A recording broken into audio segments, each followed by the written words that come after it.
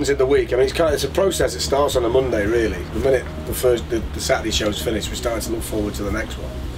And it's just about being across what's happening in the football world, because the difference between what we do and what other shows on a Saturday morning elsewhere do is we're kind of current, and we've got to have a finger on the pulse, because it's all about discussing the big stories, debating the big stories.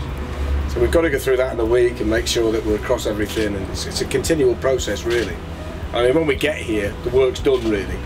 You know, it's kind of a case of going through the papers and making sure we've not missed anything and finalising the running order. When you said, is it any different on a Saturday between the radio and the telly? For me, it's not, no, because I do Sav's prep for the telly and Sav's prep for the radio.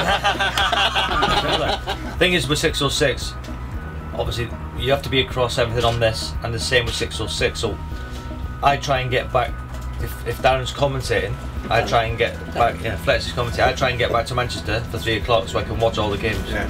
So you have to be across everything. Yeah. That's the key. There's no secret to it. You just watch as much football as you can in the week. You've got to be able to say, if a caller calls you on 606 and we've got a talking point on Fletch Sav, you've got to know what they're talking about. The worst thing you can say is, I don't know, I haven't seen that. You've got to make sure. And in the modern age, there's no excuses, because the clips are all there anyway. You just got to be prepared to put the time in and go, look at it.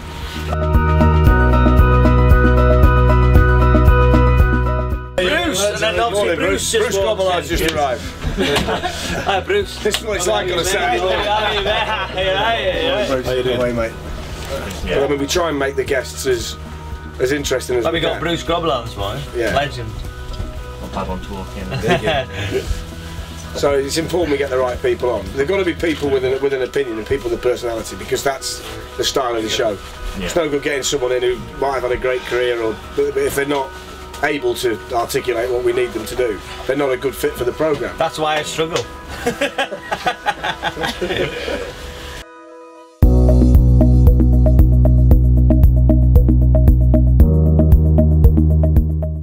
Well, this season, I think there's an element of, as you've touched on there, we're at the ground.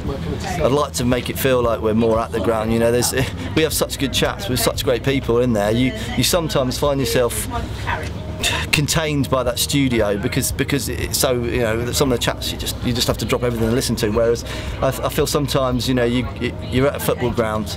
You know, there's more elements. There's so much to these grounds. You know, you come to Watford today and they've got Elton John's words down the side of the stadium, and they had a big banner of Graham Taylor and the other legends, and cult heroes around. You know, I think you know, people that don't go to these grounds very often, or you know what Bournemouth last week. You know, give them some of that. Show them around the club a little bit. I think that's an expanse for us to go, right. You know, where's the next level is this is where we're really at. You know, we've established ourselves, I think, as a show that can credibly talk about football, but it's more sort of, you know, let people know where, you know, give.